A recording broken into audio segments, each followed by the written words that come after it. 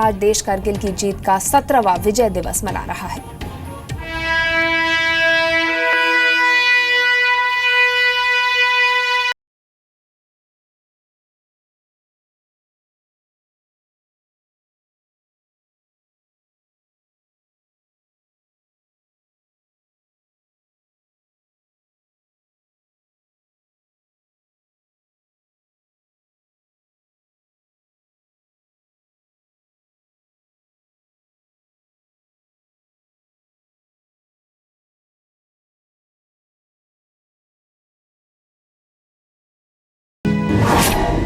ये करगिल की वो शौर्य गाथा है जिसकी वजह से आज हर हिंदुस्तानी सुरक्षित है।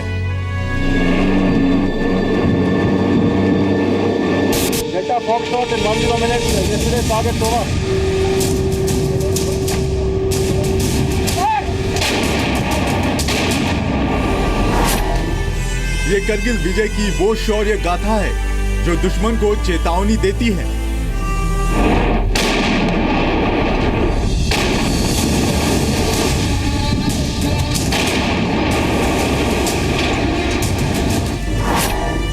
चेतावनी ये कि हिंदुस्तान को हल्के में ना लें, आंख दिखाई तो आंख निकाल लेंगे।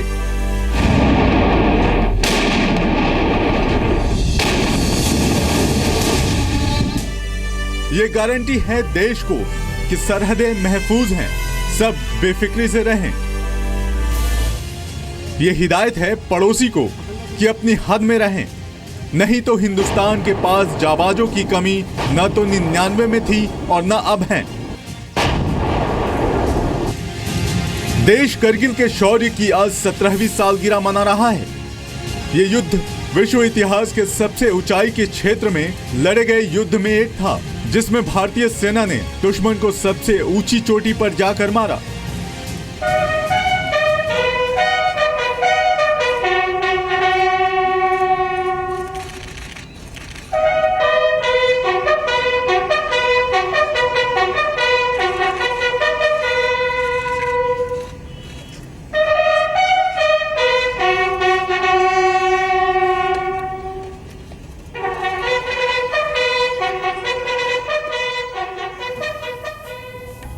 तो 17वां विजय दिवस आज मनाया जा रहा है करगिल जीत का। दिल्ली से लेकर द्रास सेक्टर तक उन 527 शहीदों को सलामी दी जा रही है जिन्होंने करगिल की लड़ाई में अपने प्राण न्यौछावर कर दिए।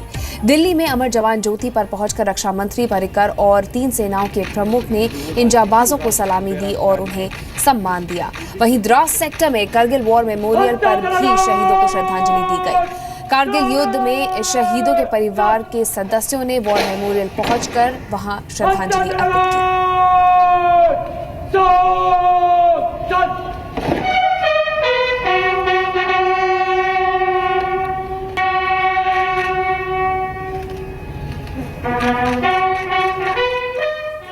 तो आज करगिल युद्ध के दौरान जान गंवाने वाले शहीदों को सलामी दी जा रही है जिन्होंने करगिल की लड़ाई में अपने प्राण न्यौछावर किए हैं। द्रास सेक्टर के वॉर मेमोरियल पर आज सुबह से ही कार्यक्रम की शुरुआत हुई है और शहीदों के परिवार वाले वहां मौजूद हैं। शहीद स्मारक पहुंचे और उन्होंने श्रद्धांजलि अर्पित करी। 4 अलग अलग तस्वीरें यहां आपके सामने हैं।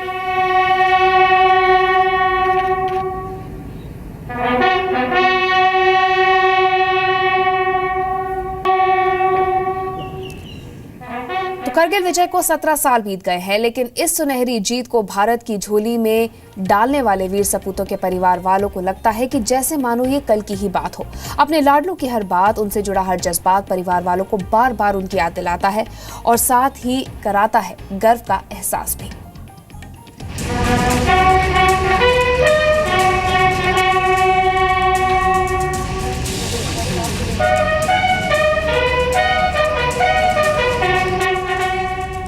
ये तिरंगे निशानी है इस बात की कि कारगिल हो या पूरा कश्मीर, हमारा है, हमारा रहेगा। और ये बोफोर्स, ये चेतावनी है कि कश्मीर पर पड़ोसी फिर नजर डालेगा तो अंजाम फिर 1999 जैसा होगा। कारगिल में ऑपरेशन विजय के 17 साल पर देश विजय दिवस मना रहा है, तो साथ ही आंखें नम भी हैं उन जाबाजों के लिए जिनके पराक्रम से कारगिल की जीत मिली। ये 11 मई से लेके 28 मई तक का जो ड्यूरेशन दौरान था वो तो हमारे लिए काफ़ी टफ थे एक्चुअली, क्योंकि हमारे पास पूरा सपोर्टिंग आर्म्स तो पूरा है नहीं था, इन्फेंट्री पूरा पहुंचा नहीं था एक्चुअली। और धीरे धीरे ये फिर लड़ाई बढ़ता रहा आगे, और उसके बाद 28 मई से लेके तो फिर हमने इनको वापस जवाब देना शुरू कर दिया, अच्छा जवाब देना जो शुरू किया। कारगिल वॉर मेमोरियल पर सेना हर साल उन जाबाजों के परिवारों को लेकर जाती है जिन्होंने ऑपरेशन विजय में बलिदान दिया था। वो पत्थर जिन पर उनके अपनों के नाम बड़े गर्व से लिखे हैं, और कारगिल की वो ऊंची ऊंची चोटियां जहां ये सबसे कठिन युद्ध लड़ा गया था, उस ओर देखना इन परिवारों के लिए भावुक करने वाला पल था। पापा की कमी तो कभी पूरी नहीं कर सकती, क्योंकि हमेशा ही मिस किया उनको, कोई गाइड करने वाला नहीं लाइफ में। जो डिसीजन है सबको खुद, बड़ा था घर में तो सब सारे डिसीजन खुद के लेने पड़े। जब घर पर आए थे तो बोलते थे कि हम युद्ध पर जाएंगे, ज़रूर जाएंगे, क्यों घर बड़े हम बोलते थे नहीं जाएंगे। वो कहते हैं कि जो हम सरकार का खाते हैं हम वहाँ पर जाएंगे, क्योंकि लड़ाई में हिस्सा लेंगे देश के लिए। हमें भी गर्व है कि सर उसने जो लड़ाई के लिए हिस्सा लिया है, देश की खातिर किया है, हम के लिए भी किया है, जो बहुत बढ़िया किया है, कुर्बानी दी है अपने देश के लिए। आर्मी चीफ दलबीर सिंह ने सैनिकों का हौसला बढ़ाया, शहीदों के परिवारों को भी भरोसा दिया कि देश हर वक्त उनके साथ है। Today we have paid homage to our gallant martyrs who made supreme sacrifice in the line of duty for the security of the nation. Kargil विजय दिवस पर हर कोई अपने ढंग से शहीदों को याद कर रहा है। दिल्ली में पहली बार परंपरा टूटी और इंडिया गेट पर अमर जवान ज्योति तक आम लोगों को जाने दिया गया। पहली बार रिटायर्ड आर्मी अफसर और पुराने फौजियों के साथ आम लोगों ने भी मेमोरियल पर पुष्प चक्र चढ़ाया। This is the first time that the civilians have been allowed to come here. All I can say is this is a recognition of our genuine efforts to pay our tribute. इस मौके पर दिल्ली के army public school के बच्चों ने cat walk करके शहीदों को याद किया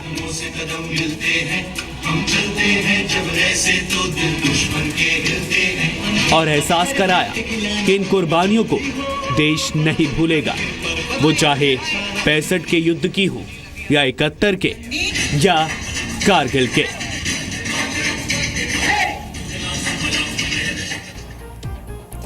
आज भी अगर कारगिल हार की याद पाकिस्तान को आती होगी तो वो थर्रा उठता होगा, और ऐसा हो भी क्यों ना। हजारों फीट की ऊंचाई पर आखिर 99 के नायकों ने उसे घुटने टेकने पर मजबूर कर दिया था। ये युद्ध विश्व इतिहास के सबसे ऊंचाई के क्षेत्र में लड़े गए युद्धों में से एक था, जिसमें भारतीय सेना ने दुश्मन को सबसे ऊंची चोटी पर जाकर मारा था। मई 1999 के अप्रैल तक कारगिल में सब कुछ शांत सा था। 6 मई को पहली बार गडरियों ने सेना को खबर दी कि कारगिल की पहाड़ियों पर उन्होंने कुछ अनजान लोगों को हथियारों से लैस देखा है। अंदाजा था कि ये घुसपैठिए हैं। सेना ने फौरन एक टुकड़ी भेजी, लेकिन जवाबी हमला जबरदस्त था। सेना के लिए समझना मुश्किल नहीं था कि इतना तगड़ा पलटवार घुसपैठियों का नहीं हो सकता। जरूर ये दुश्मन कोई और है, क्योंकि दुश्मन बड़ी तैयारी से था, बड़ा असला था उसके पास। 15 मई आते आते सेना का शक पुख्ता हो चुका था कि आतंकी नहीं बल्कि पाकिस्तान आर्मी है, जो आतंकियों के भेष में कारगिल की चोटियों पर कब्जा करके बैठ गई थी। सर्दियों में भारतीय सेना पोस्ट छोड़ देती थी, इसलिए बर्फ पिघलने से पहले ही पाकिस्तानी फौज ने भारतीय सेना की 140 छोटी बड़ी पोस्ट पर कब्जा कर लिया था और बंकर भी तैयार कर लिए थे। पाकिस्तानी फौजियों की तादाद 500-600 नहीं बल्कि 5000 से ऊपर थी। बहुत जल्द यह भी साफ हो गया कि पाकिस्तानी सैनिक एलओसी क्रॉस करके मुश्को वैली में 6 किलोमीटर, काकसार में 2 किलोमीटर और बटालिक में 7 किलोमीटर तक भीतर घुस चुके हैं। 25 मई को प्रधानमंत्री ने देश के नाम संदेश दिया, बताया कि पड़ोसी ने फिर धोखा दिया है और अब जवाब देने की बारी है। आप सब करगिल में उत्पन्न स्थिति से भली भांति परिचित हैं। ये गंभीर स्थिति है, ये खतरों से भरी स्थिति है।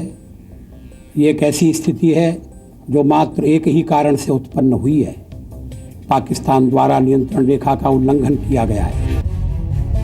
दुश्मन के इरादे भांपते ही भारतीय सेना ने जवाबी प्लान बनाया। 25 मई को कैबिनेट की सुरक्षा समिति की बैठक हुई और 26 मई को लॉन्च हुआ